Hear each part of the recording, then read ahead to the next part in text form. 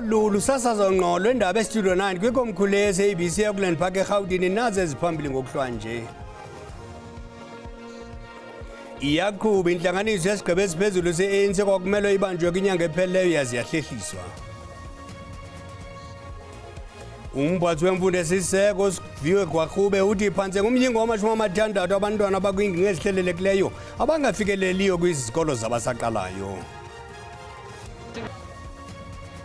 Enathunga isengelwa phansi sondelani mawethu sinivubisela ngeselo lamathwela amadala ngalenhlwa amazi alwa ntubululu ulunekhaya. Iyaqhuba inhlanganiso yesigqeba esiphezulu se-ANC entsukune kwakumele ibanjwe kwinyanga ephelileyo yaze yahlehliswa. Iliqela imibe ezakuxoxwa kule nhlanganiso ye-NEC kuquka ulwamvila lwerhafu kwimveliso yeli ethunyelwe eMelika, ulwabhico lwezityholo ezityatyekwe ngumkomishana wamapolisa KwaZulu-Natal uNjengele Nhlahla Mkhwanazi neminye imibe etshisa kulawulo lwelizwe. Ukuhlalutya le nhlanganiso ye-NEC sikhwebe umakhwekhethwa intatheli ezopolitiko e-SABC uSamkele Maseko. Mfoko Maseko, masikwamkele. Khawutsho ingaba ukukhiqwa kwe-DA kwi-GNU kuzawuxoxwa kule nhlanganiso? Kuzoxoxwa kuyona le nhlanganiso yayo lesigungu esiphezulu se-ANC ngalempela sonto. Siyazi unobhala jikelele walombutho ufikile Mbalula unomqulu oqhamuka kwikomiti lokusebenza mihla namalanga phecelezi NWC elikhuluma ngazo zonke izinto ezenzakalile ekulindeleke ukuthi kuphasiswe isabelo mali sezwe eParliament lapho iDA eyaphuma ingxenye yodwa eceleni yakhinqiwa layo yathi yona angeke ivote namanye amaqembu akulohulumeni wobumbano. Sazi-ke kunamava abaningi ngaphakathi kuyona-ke isigungu esiphezulu se-ANC abathi hayi iDA engazi ukuthi ayisiphathile kahle, ayifuni ukusebenzisana nathi kulo hulumeni wobumbano, bayisiphatha engazi ukuthi basayiqembu eliphikisayo elingaphakathi kuhulumeni. Siyazi-ke kulo mqulu kunabanye abazothi hayi asikhulumeni le-DA mase bephinde bekhulume nale amakomanisi-ke ukuthi ingabe amakomanisi kuzolibekaphi elikanqantathu ngoba amakomanisi athi azoyemela ngokhetho langonyaka ozayo kulo hulumeni basekhaya. Izona zinto-ke ekade zikhulunywa namhlanje kuyona lo mhlangano wesigungu esiphezulu se-ANC kanye nezinye izinto ekade zingqingile phezulu kulo mhlangano akade kuyizona ezihamba phambili akade kuyizinto ezithinta ezomnotho. Khawutsho-ke Maseko, umba ukukwayo mhlawumbe kwenkokheli ze-ANC eMelika njengokukona ukutsala naphakathi koMzantsi Afrika neMelika ungaxoxwa nawo?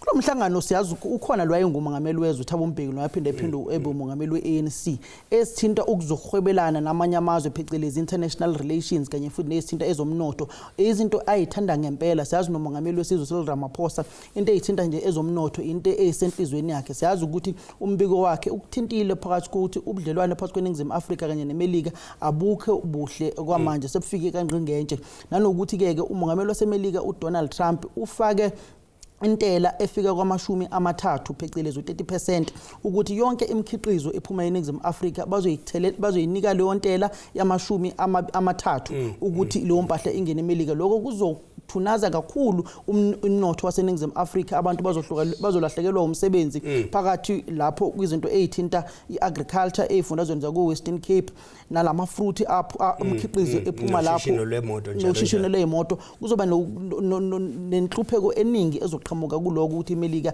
ifake lentela lena. Ilonto ezizothintwa kakhulu kulo mhlangano. Sike sakhuluma nodokotela uHosenzo Ramahupha othe bazama ukulungisa ubudlelwane phakathi kweNingizimu Afrika neMelika kodwa bayahamba bayobheka nezinye izimakethe lapho iNingizimu Afrika engahamba iyodayisa imikhiqizo yayo kwamanye amazwe afana noChina noRussia nakhona-ke futhi eMiddle East. Ke usathetha kanye nangeMelika le ngokuqiniseka uzawuthethwa nge-G20. Ingaba mhlawumbe uzawuthethwa ngokucengwa uDonald Trump ukuthi makeze kule ngqungquthela le-G20 ngoNovember? Bawubheka nje i-ANC namava abaholi abaningi bayo i-ANC ngendlela abayinambethisisi kahle iMelika. Mawubheka nakhona kumlando waseNingizimu Afrika nowezepolitiki ngaphakathi kwe-ANC bathi phecelezi ngesingisi your oppressor cannot be your liberator. Okade kucindezele angeke akukhulule. Lokho kusho khona ukuthi eNingizimu Afrika abaningi ababaholi be-ANC bathi kumele kuyobhekwa ezinye indawo imikhiqizo yaseNingizimu Afrika engayakhona. Angeke kusize umnotho waseNingizimu Afrika ukuthi yonke imikhiqizo yethu ngobuningi bayo iya eMelika. Mhla iMelika ingasinambethisisi kahle izofuna ukusilimaza ngokozomnotho iphinde ilimaze nezwe laseNingizimu Afrika. Sekufike khona ukuthi nabo abaholi bayo ANC sebekhathele ukuncingana neMelika. Uke wakhuluma ngumongameli wezwe uThabo Mbeki wathi kakunesikhathi lapho khona iMelika engenambithisisi kahle iANC ngesikhathi somzabalazo babesebenza kakhulu nama senators ayekade ekhona ewosopolitiki eMelika kodwa bengasebenzi nomongameli baseMelika. Sekufike kuleso sikhathi futhi kumele bebheke ukuthi bebe nobudlelwane nabantu baseMelika nalabo abazwisa kahle ukuthi iNingizimu Afrika kumele ikhululeke. Ingakho angiboni kuzoba nesinqumo esithi umongameli Ramaphosa awuhlome ucingo lihlome eMelika uncenga uDonald Trump usezelena bazomyeka nje kube yona iMelika eyibukisa nabantu emhlabeni jikelele. Chochubeko ke mfoka Maseko. Luphume ngobuninzi kwingalo ngengalo uluntu kuzimaza engxoxo yoluntu kwilokisha seZoweto eGauteng ejoliswe kuza nezisombululo kwingxaki ezongamele uluntu. Phakathi kwezinto ezishukuxiweyo lulwaphulo mthetho oluthe gqolo ukukhulelwa kwabantwana abaselula nokusetyenziswa kweziyobisi. Umba wobunini bomhlaba ubuphakathi kwemiba eshukuxiweyo. Abagqugquzeli balomcimbi bachaze kabanzi ngawo basho nokuthi udaba lomhlaba angeke luze lisale ngaphandle. The aim of the dialogue is to get a public view as to say how do we move forward from where we are, because currently we discover that we are stuck as a nation. So we want to gather all the information from all the different stakeholders to say let's come together and find a common goal to say let's move forward. How do we move forward? Isihlava sokuhlukunyezwa kweingane kanye nabesifazane naso azange sisali. We're here today to speak about issues that affect women and children. For example, like you mentioned, gender-based violence. It's still an issue in our country that's not, although government has a lot of plans in place and programs, it's still not very effective in terms of having a zero tolerance to gender-based violence. Laba bahlala emphakathini nabantu abadla idakamizwa bathi ke nabo bayafisa ke okwelula isandla belekelele ukuze abantu baphume ekugqilazweni idakamizwa. Our community is at hold now with all this gangsterism going on. It's unsafe for each and everyone. Hence, we are also starting a housing project, which we are trying to corner off, like the open fields, the parks where these boys find each other and kill each other off. So we are talking about teenagers like 13, 14, 15, 16. Igama lami nguCalvin wakwaDludla. Endabeni zeSABC ngibika ngiseSoweto eGoli. Umphathi wemfundo esiseko siwe Gwagube uthi umyingo wama-58 ekhulwini wabantwana ingakumbi abo bakwindawo ezihlelelekileyo namatyotyombe ababhaliswanga kwizikolo zabaqalayo. Ukuthethi oku kuyindaba yophuhliso lwabantwana abasaqalayo kwisixeko saseKapa yonyaka u-2025.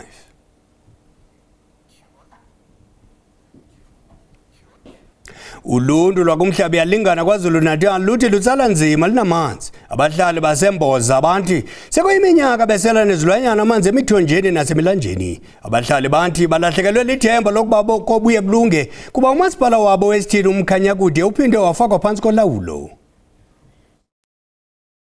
Yize lo mphakathi waseMboza ubhekene nenkinga yokungabikho kwamanzi, kodwa iningi labantu abasha kule ndawo abasebenzi.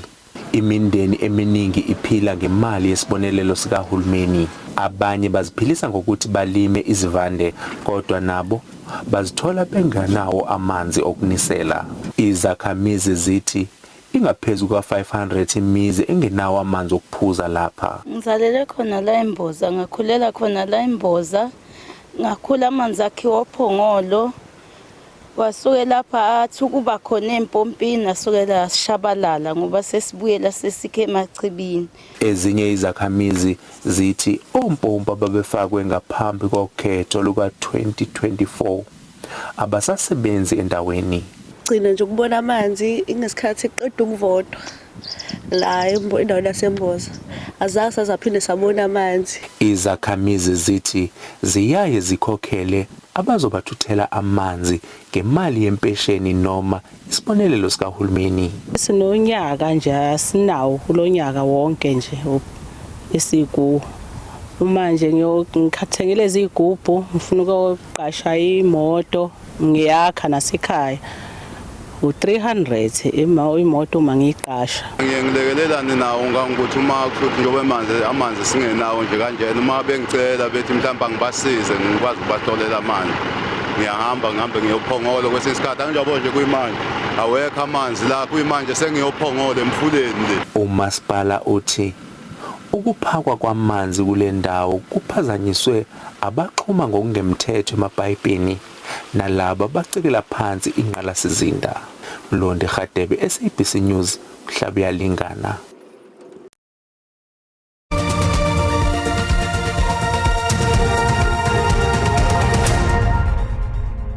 Sihlabela mgabane indaba zethu ivela tanci kwihlabathi icebo elinganceda ukhusela imikhombe kweli. Inzululwazi ze-University Vets zibambisene ne-agenda yamachiza enuclear kwihlabathi. I-International Atomic Energy Agency zivele nendlela yokulwa lo mkhuba okungasetyenziswa imipu koko kusetyenziswa inzululwazi. Eliphulo libandakanya ukugalelwa kwechiza i-radioactive isotope kwiimpondo zomkhombe kwaye kuthiwa eli chiza linabungozi kwizilwanyana.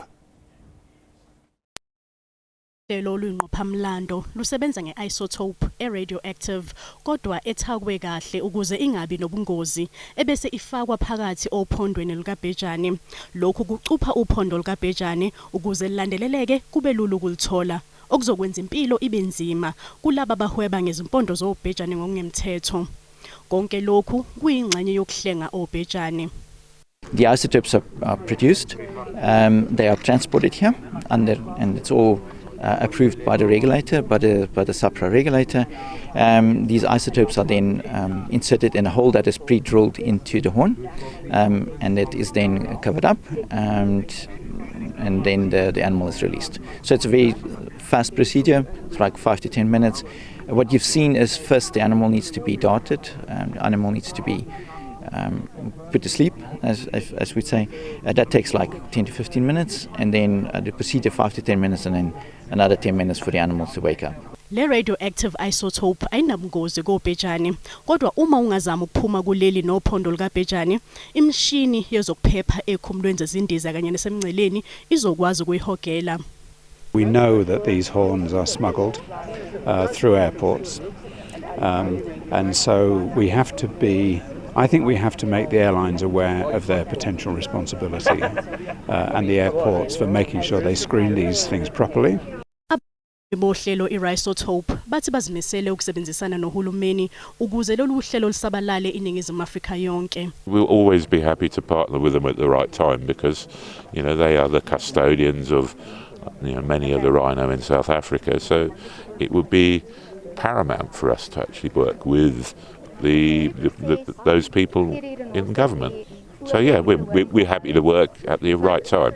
Njengoba iningizimu Afrika ilahlekelwa amakhulu ngamakhulu obhejane njalo ngonyaka ngenxa yokuzingelwa kwabo ngokungemthetho, lolu hlelo lwe-isotope luyisiqalo esisha lapho ubuchwepheshe besimanje buhamba phambili ekuvikeleni obhejane izilwane ezisengcupheni yokushabalala. Ezindabeni ze-SABC, uNondumiso Mkhize Bowe, eLimpopo. Owasetyhini neminyaka engama-29 obudala baseLimpopo wenze i-app yexesha likaxakeka yokulwa ulwaphulomthetho nokunceda abo bayisebenzisayo ngokukhawuleza kona ukufuna iinkonzo zonyango xa befuna inqwelo yezigulane. Kwilizwe apho amanano lwaphulomthetho exhomile ingakumbi kuxhatshazo olusekelwe kumanina nabantwana, le app inganceda ukuninzi ngokucofa nje iqhosha. Le app yenza kube lula ukuqhagamshelana nabasemagunyeni kwezomthetho ngokuthumela umyalezo ongxamisekileyo kwabo bakufutshane kuwe kuquka nendawo apho ixhoba likuyo ukuze lifumane uncedo. Ayiphelelanga apho, kaloku le app iyakwazi nokubiza inqwelo yezigulana. Ngapha ke kwayo yonke lemigudu intwazana neminyaka engama-29 ubudala egama lingumapula Mayilula owayiqala ngonyaka ka-2022 kuba esithi ukhula kwikhaya apho ubundlobongela ngokwesini busenzeka. Growing up, I kind of grew up in a place whereby I experienced GBV, and I grew up without a mother, so it was very difficult for me to kind of do other stuff like report crimes and stuff like that. Uthi ukuyiqala kwakhe le app khange kube lula koko ebejongene namagingxigingxi kanye emva kokuba ebegqiba izifundo zakhe ze-engineering ngo-2021 uthi usokole ukufumana umsebenzi, nto leyo emkhokhelele ukuba azibone sele sebenza njenge-receptionist ukuze akwazi ukuxhasa eli phupha lakhe lokuvelisa le app. Le app iyasebenza nange-USSD code ukuncedisa nabo basemaphandleni abangenayo idatha okanye i-airtime. It has categories for those who doesn't have smartphones, who's going to be having the USSD code. For example, the students, the people who are unemployed, they're going to be able to access it for free. Abahlali nabo banethemba lokuba le app iyakuphuhlisa, benethemba lokuba iyakubancedisa ekulweni ulwaphulomthetho ekuhlaleni ezilalini nakwilizwe lonke. I support this great initiative because it will help the community to report emergency. UMzantsi Afrika unamagwinya abantu okuqeqeshwa nemfundo ka-2021 abonelela ngeenkqubo namaphulo okufundisa. Ezi nkqubo zijolise ekuvaleni isigewu esikhoyo kwizakhono kwaye baxhamli bafumana isibonelelo senyanga. Nangona kunjalo baxhamli abaninzi eMntla-Ntshona bakhala ngongahlawulwa esi sibonelelo nangona la macandelo efaka ibango lentlawulo yophuhliso. Urhulumente oqeqesho alithemba kuninzi lwabantu abatsha oneminyaka engama-32 uPaulina Tunzi nokwinkqubo yokucoca amanzi uthi sele izinyanga ezintandathu bengasifumani isibonelelo sentlawulo. Told us we should come and we should wait for them to call us, and we've been waiting very long. We've been waiting for a very long time. They told us we only get paid when the bum is on the seat.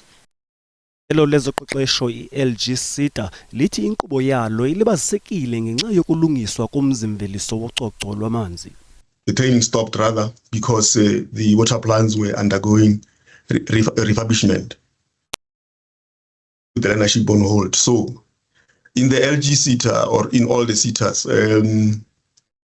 training stops due to things like that I've mentioned. Depends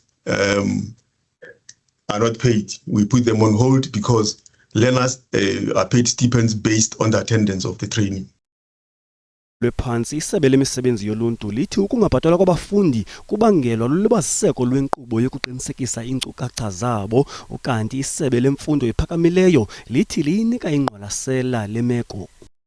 Constantly have engagements with the SETAs to make sure that as our learners are our major beneficiaries, they should provide systems that will make sure that the students get their stipends in time. Lokwakhuthaza abafundi ukuba babhalele kulo ngokungahlawulwa izibonelelo zabo.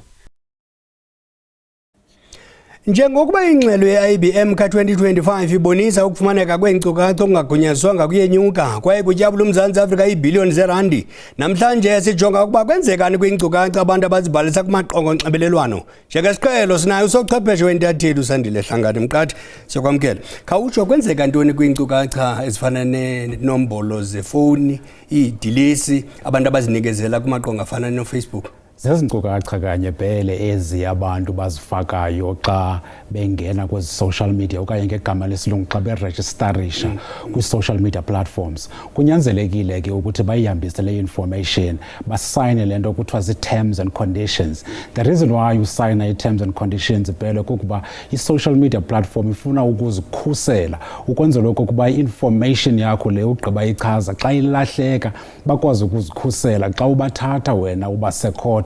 Okwesibini, benza imali phele ngam nawe ngoba sikwezi social media platforms zabo. Benzela naloo nto ukuthi wena xa ukhalaza ukuthi kutheni into ndisenza imali ngeenkcukacha zam bakwazi ukuzikhusela. Kukho into ekuthiwa yi-algorithm phele. Algorithm ithetha ukuthi xa uhambile watyelela i-restaurant wayothenga ukutya okanye loo nto uyoyithenga e-restaurant, emva kwemizuzu embalwa uhambile kula restaurant uzawufumana umyalezo othi how was your experience. Ithetha ukuthi loo nto nto leyo uFacebook okanye uTwitter uthathe i-information yakho wabathengisela bafumana imali. Okwesibini Bhele kukho lento kuthiwa i-third party advertising ngamanye amagama uba uyawuqaphela xa kusondele ii-elections kuzawubakho eza SMSs ozifumanayo from i-political parties ezikuxelelayo ukuthi uzuvotele iphi i-political party ngoba thina sinje nanje.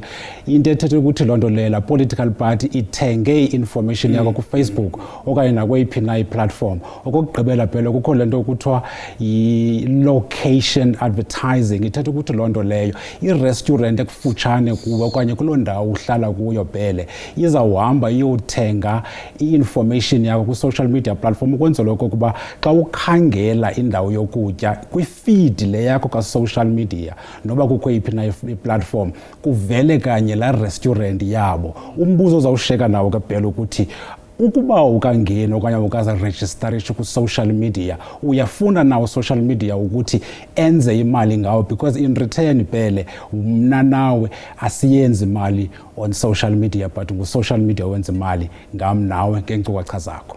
Sibamba ngazibi camako Bhele kakade besikena kuphuthulwa ngekasengwa ezangomso ziza nomabhayi kwangolulu kaphalo makube Xhosibele.